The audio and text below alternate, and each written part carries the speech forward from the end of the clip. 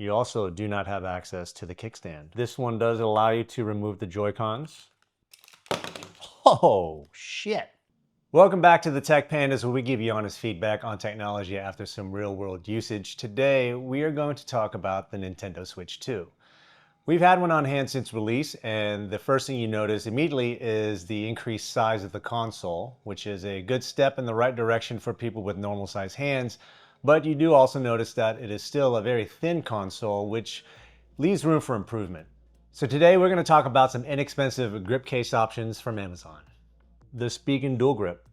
The grip size and the shape on this thing is phenomenal. You can see that there is a lot of surface area for your fingers to wrap around, but as far as feel of the texture, it is absolutely best in class. Port access is phenomenal. The bottom portion is not covered at all. The top gives you ample room to access buttons, and there's zero issues with opening the cartridge door. You get full access to the kickstand, and it's dockable. It is a unibody construction, so unfortunately the Joy-Cons are not removable.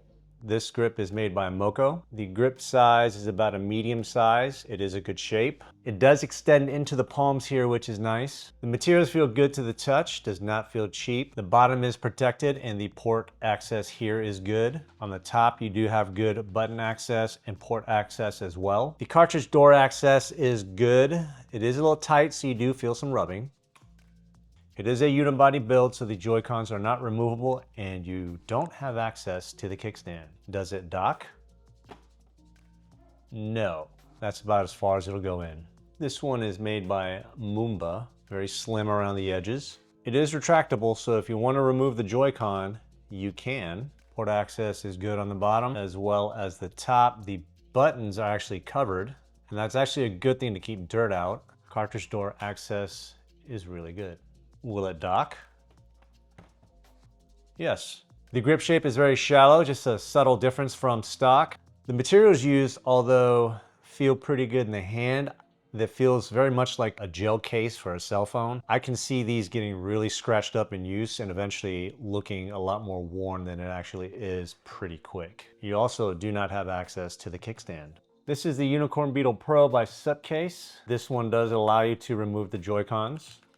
Port access is very good, both top and bottom. Power and volume buttons are covered on this one as well. Cartridge door access is very good. This is probably the most robust build out of all the ones here, and the one that I would imagine does the best protecting the Switch 2 in case you drop it. Does it dock?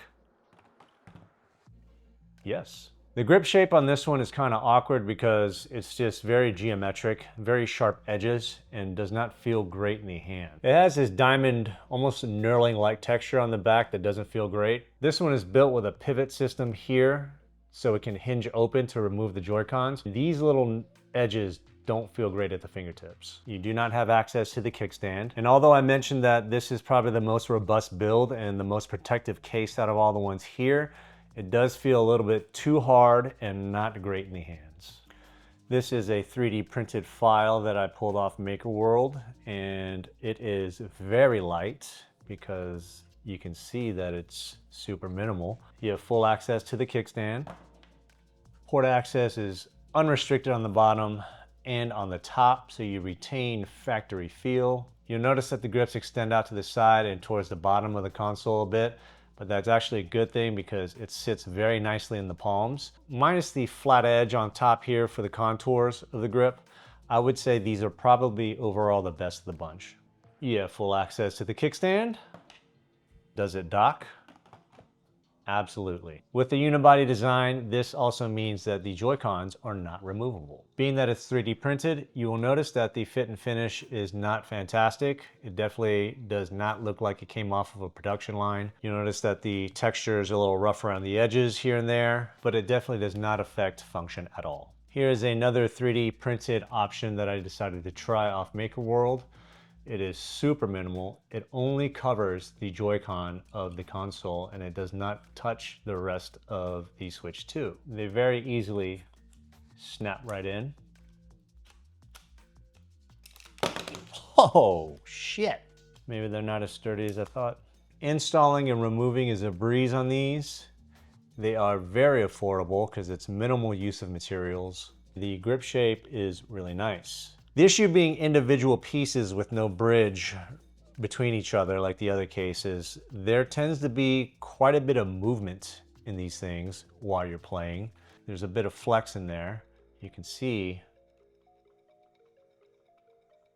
that being a bit of an issue, especially when you're gaming aggressively, you know? You can see where the bed contact transition to the actual build itself is very jagged and very rough. It's almost sharp to the touch and not very comfortable in hand.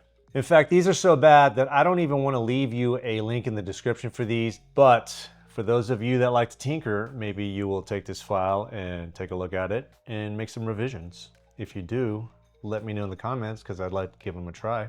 So which one landed in the top spot for us? Close second is the 3D printed model. This one actually fills the palms in a little bit better around the bottom portion, but where it lacks is the shape where the fingers wrap around towards the back of the console. But for the price and for the feel, I think this is the best bang for the buck, but it's not the best overall for me. The Spigen dual grip, the texture on the rubber, the way the rubber feels, the fit and finish, the ability to maintain use of the kickstand.